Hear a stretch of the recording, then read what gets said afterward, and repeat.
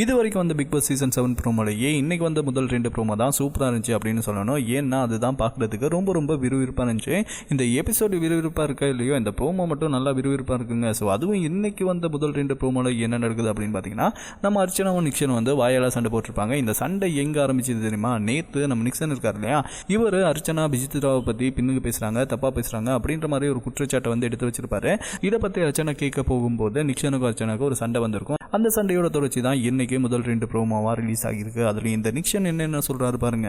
அதோட பாத்தீங்கன்னா ஒரு கட்டத்தில் அர்ச்சனா வந்து வினுஷா பத்தி சொல்லுவாங்க. அப்போ வந்து நிக்சன் வந்து ரொம்பவே கடுப்பாகி அவர் என்ன சொல்லுவார் அப்படின்னு பார்த்தீங்கன்னா, வினுஷா எதுக்கு எடுத்தாலும் வினுஷாவை பற்றி சொல்றியே, இனிமே வினுஷாவை பற்றி எதுவுமே சொல்லக்கூடாது அப்படின்ற மாதிரி ஒரு வார்னிங் ஒன்று கொடுக்குறாரு. அது மட்டும் இல்லாமல் பார்த்தீங்கன்னா சொருகிடுவேன் அப்படின்னு ஒரு எச்சரிக்கை வேற கொடுத்துருக்காரு.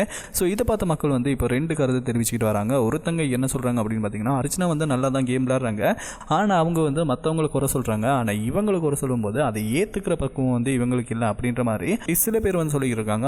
அதே மாதிரி பார்த்தீங்கன்னா நிக்சன் பேசுறதுலாம் ரொம்ப ரொம்ப தப்பு. 1000 தான் இருந்தாலும் அர்ச்சனா வந்து ஒரு பொண்ணு தானே, அவங்க கிட்ட இப்படியா பேசுவாங்க, அதை என்ன சொருகிடுவேன் அப்படின்ற ஒரு வார்த்தை. இவருக்கு தான் ரெட் கார்டு கொடுக்கணும். ஸோ பிரதீப்புக்கு ரெட் கார்டு கொடுத்து வெளில அனுப்பின மாதிரி இவருக்கும் ரெட் கார்டு கொடுக்கணும் அப்படின்னு 2 தரப்பும் வந்து 2 கருத்து தெரிவிச்சுட்டு வராங்க. ஸோ இதை பற்றி நீங்கள் என்ன நினைக்கிறீங்க அப்படின்றத மறக்காம கமெண்ட் பாக்ஸில் சொல்லிடுங்க.